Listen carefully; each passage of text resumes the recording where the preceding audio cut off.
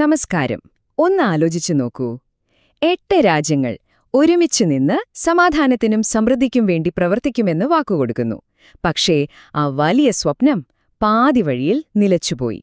തെക്കേ ഏഷ്യയുടെ ഐക്യത്തിനായി രൂപം കൊണ്ട സാർക്ക് എന്ന സംഘടനയുടെ ഉയർച്ചയുടെയും അതിലേറെ വീഴ്ചയുടെയും കഥയാണ് നമ്മളിന്ന് പരിശോധിക്കുന്നത്. ചരിത്രം നോക്കിയാല് പലപ്പോഴും സംഘർഷങ്ങളിൽ ഏർപ്പെട്ടിരുന്ന 8 രാജ്യങ്ങൾ അവർക്ക് ശത്രുതയൊക്കെ മറന്ന് ഒരുമിച്ച് മുന്നോട്ടു പോകാൻ കഴിയുമോ? ഈ ഒരു വലിയ ചോദ്യത്തിനുള്ള ഒരു ഉത്തരമായിരുന്നു, അല്ലെങ്കിൽ ഒരു ശ്രമമായിരുന്നു സാർക്ക് എന്ന ആശയം, ഒരു വലിയ പ്രതീക്ഷയുടെ തുടക്കം. ഏതൊരു വലിയ സ്വപ്നത്തെയും പോലെ സാർക്കിന്റെ തുടക്കവും വലിയ പ്രതീക്ഷകൾ നിറഞ്ഞതായിരുന്നു. എന്തായിരുന്നു ആ കാഴ്ചപ്പാട്? എന്തിനു വേണ്ടിയായിരുന്നു ഈ രാജ്യങ്ങൾ ഒരുമിക്കാൻ തീരുമാനിച്ചത്? ശരി, നമുക്കാ തുടക്കത്തിലേക്ക് തന്നെ പോകാം.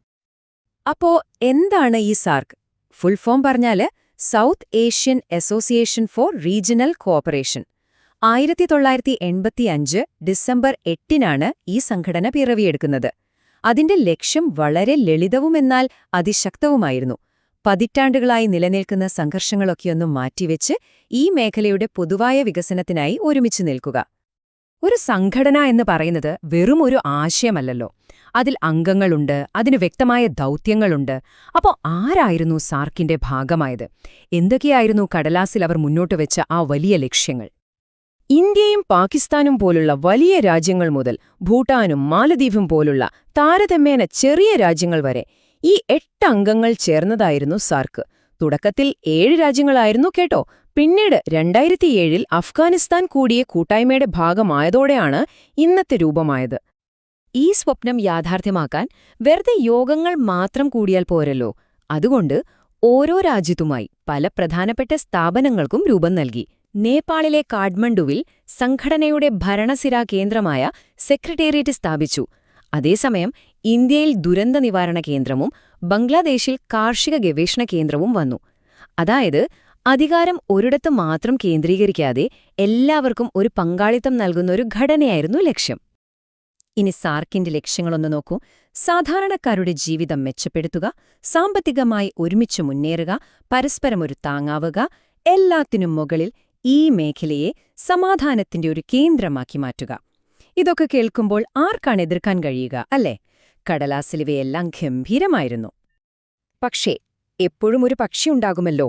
കടലാസിലെ വാഗ്ദാനങ്ങളും രാഷ്ട്രീയ യാഥാർത്ഥ്യങ്ങളും തമ്മിൽ എപ്പോഴും ഒരു വലിയ ദൂരമുണ്ടാകും.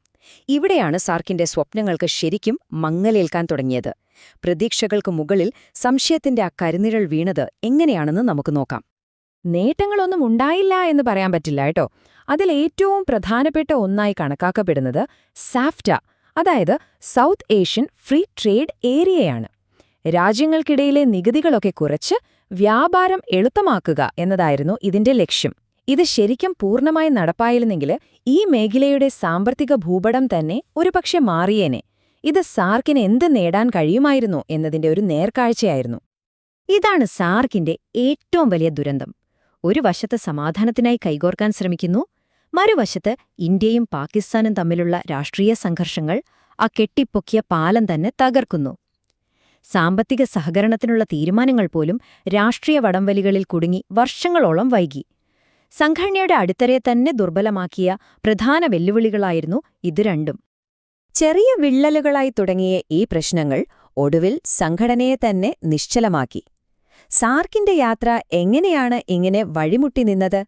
ആ വലിയ സ്തംഭനാവസ്ഥയുടെ കാരണങ്ങളിലേക്കാണ് നമ്മളിനി നോക്കുന്നത്.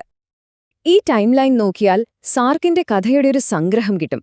1985-ല് വലിയ പ്രതീക്ഷകളോടെ ജനനം, 2007-ല് അഫ്ഗാനിസ്ഥാൻ കൂടി ചേർന്നതോടെ സംഘടന ഒന്നുകൂടി വളർന്നു. എന്നാൽ 2016-ല് എല്ലാം പെട്ടെന്ന് നിശ്ചലമായി. ആ വർഷത്തിനു ശേഷം ഈ 8 രാജ്യങ്ങളിലെ നേതാക്കൾ ഒരുമിച്ച് ഒരു മേശയ്ക്ക് ചുറ്റുമിരുന്ന് സംസാരിച്ചിട്ടില്ല. 0. അതെ, 2016-ന് ശേഷം നടന്ന സാർക്ക് ഉച്ചകോടികളുടെ എണ്ണമാണിത്. ഒരു സംഘടനയുടെ ഏറ്റവും പ്രധാനപ്പെട്ട യോഗം വർഷങ്ങളായി നടന്നിട്ടില്ലെങ്കിൽ അതിനർത്ഥമെന്താണ്? ആ സംഘടന ഒരു തരത്തിൽ പ്രവർത്തനരഹിതമായി എന്ന് തന്നെയാണ്. ഇതാണ് സാർക്ക് ഇന്ന് നേരിടുന്ന ഏറ്റവും വലിയ പ്രതിസന്ധി. അപ്പോ ഈ സ്തംഭനാവസ്ഥയുടെ പ്രധാന കാരണമെന്താണ്? അത് മറ്റൊന്നുമല്ല, ഇന്ത്യയും പാകിസ്ഥാനും തമ്മിലുള്ള ആഴത്തിലുള്ള ഭിന്നതകൾ തന്നെ. 2016-ൽ പാകിസ്ഥാനിൽ നടക്കേണ്ടിരുന്ന ഉച്ചകോടി ഇന്ത്യയിലെ ഉറിയിൽ നടന്ന ഭീകരാക്രമണത്തെ തുടർന്ന് ഇന്ത്യ ബഹിഷ്കരിച്ചതോടെയാണ് മുടങ്ങിയത്. ആ രാഷ്ട്രീയ മുറിവ് ഇന്നും ഉണങ്ങിയിട്ടില്ല. അപ്പോൾ സാർക്ക് എന്നത് പൂർണ്ണമായും പരാജയപ്പെട്ട ഒരു അധ്യായമാണോ?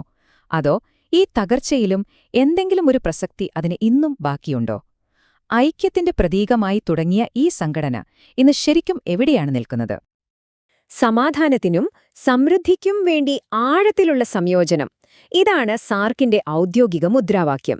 പക്ഷെ ഈ വാക്കുകളും സംഘടനയുടെ ഇന്നത്തെ അവസ്ഥയും തമ്മിൽ എത്ര വലിയ അന്തരമാണുള്ളത്, അല്ലേ? എങ്കിലും ഈ ആശയം പൂർണ്ണമായും മരിച്ചു എന്ന് നമുക്ക് പറയാൻ സാധിക്കുമോ? രാഷ്ട്രീയമായ തീരുമാനങ്ങൾ എടുക്കുന്ന തലച്ചോറ് ഒരു തരത്തിൽ മരവിച്ചെങ്കിലും സാർക്കിന്റെ ഹൃദയം പൂർണ്ണമായും നിലച്ചിട്ടില്ല എന്ന് പറയാം. ആരോഗ്യം, വിദ്യാഭ്യാസം, ദുരന്ത നിവാരണം തുടങ്ങിയ മേഖലകളിൽ ചെറിയ തോതിലെങ്കിലും സഹകരണം ഇപ്പോഴും തുടരുന്നുണ്ട്.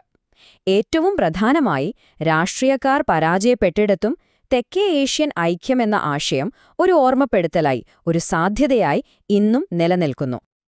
അപ്പോൾ നമ്മൾ എത്തിനിൽക്കുന്ന ചോദ്യം ഇതാണ്: തെക്കേ ഏഷ്യയിൽ പ്രാദേശിക സഹകരണം എന്നത് ഇനിയും സാധ്യമായ ഒന്നാണോ? ഒരുപക്ഷെ സാർക്കിന്റെ അതേ രൂപത്തിലായിരിക്കില്ല അതിന്റെ ഭാവി. എന്നാൽ ഒരു കാര്യം വ്യക്തമാണ്: ഈ രാജ്യങ്ങളിലെ കോടിക്കണക്കിന് ജനങ്ങളുടെ ഭാവി അവരുടെ നേതാക്കൾക്ക് ഈ ശത്രുതയൊക്കെ മറന്ന് ഒരുമിച്ച് പ്രവർത്തിക്കാൻ കഴിയുമോ എന്നതിനെ ആശ്രയിച്ചിരിക്കുന്നു. ആ സ്വപ്നം പൂർണ്ണമായും മരിക്കാത്തിടത്തോളം കാലം ഒരുപക്ഷെ പ്രതീക്ഷയ്ക്കും അവസാനമില്ലായിരിക്കാം. നന്ദി.